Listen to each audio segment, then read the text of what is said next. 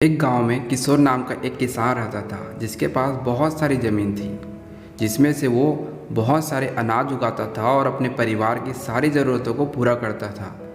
इससे वो और उसका पूरा परिवार बहुत खुश था।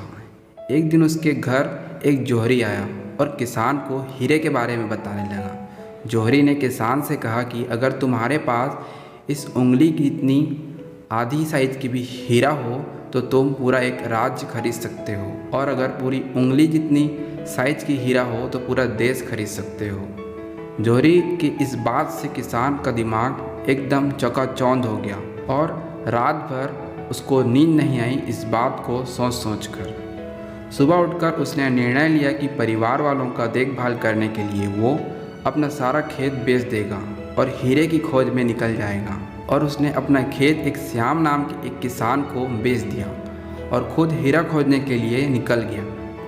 वो दुनिया भर के कई देशों जैसे अमेरिका, कनाडा, पेरिस में जाकर हीरे की खोज की, लेकिन हीरा उसे कहीं नहीं मिला और अंत में उसने हार मानकर घर लौटने का सोचा। किशोर किसान के घर लौटने से पहले श्याम किसान एक दिन अपने ऊँट को पानी से नहला रहा था।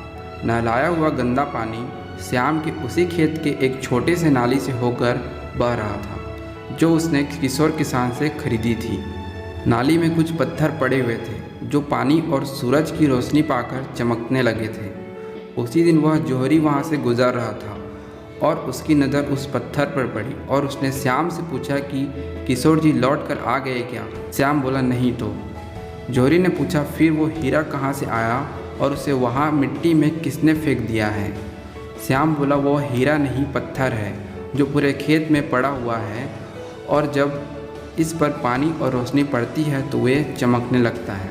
जोहरी ने एक पत्थर उठाकर चेक किया तो सच में वह हीरे ही थे जो पूरे खेत में पड़े हुए थे, जिनसे देश तो क्या पूरा प्लेनेट भी खरीदा जा सकता था। दोस्तों, कहानी छोटी सी है लेकिन बहुत बड़ी बात सिखाती है।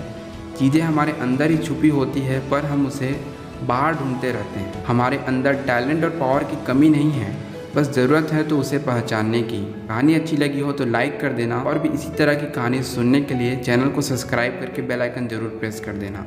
मिलते हैं नई कहानी के साथ।